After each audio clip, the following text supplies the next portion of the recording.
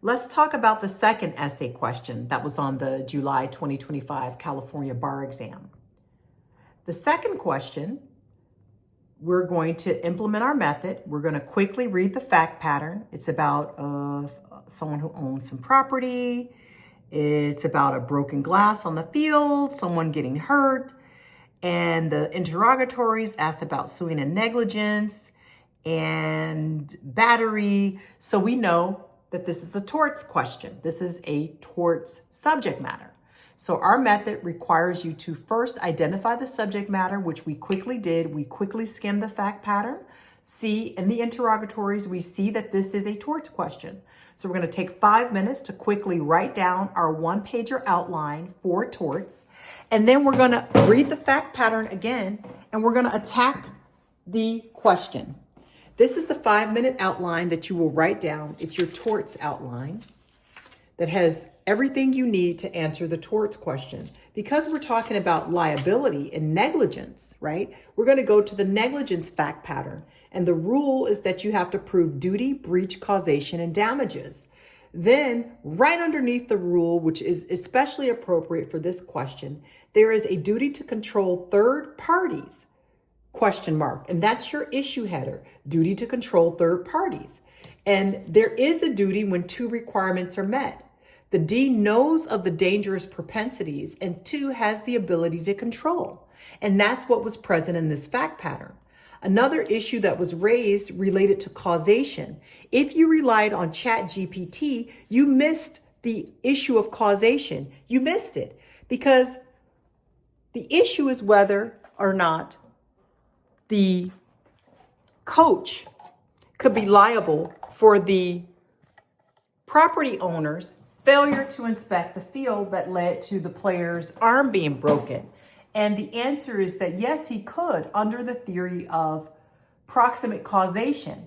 The fact that Barry told his player to play rough, and she did, him knowing her dangerous propensities, and he had the ability to control her because he directed her, he was her coach, meant that he meets the first requirement, the duty.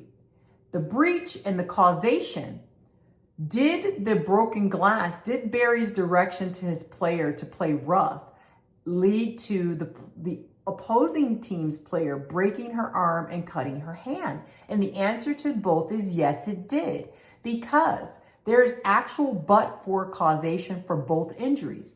But for the coach telling the player to play rough, the opposing team player would not have hurt her, broken her arm, or cut her arm. The trick in this fact pattern comes from realizing that proximate or legal causation is also met as to the cut on the opposing player's hand.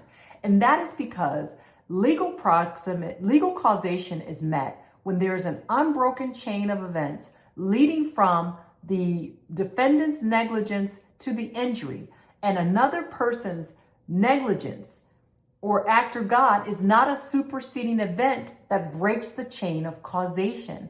And that's the magic language and the standard that you need to write, that the real property owner's failure to inspect was negligent, and another's negligence is always foreseeable and does not break the chain of causation.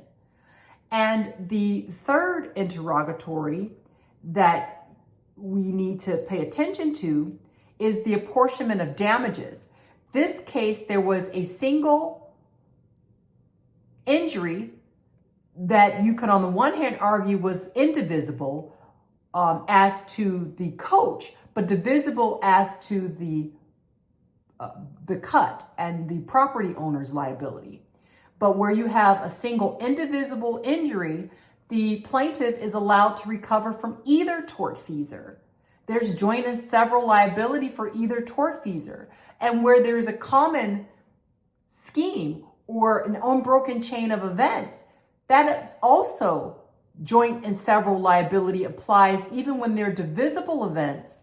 But where one party sets in motion the events, this would be the coach, he's also liable for any incidental injuries that should come later. So there would be joint and several liability, and that's how damages should be apportioned. The coach is liable for both the broken arm and the cut, and then the property owner would be liable for the cut only.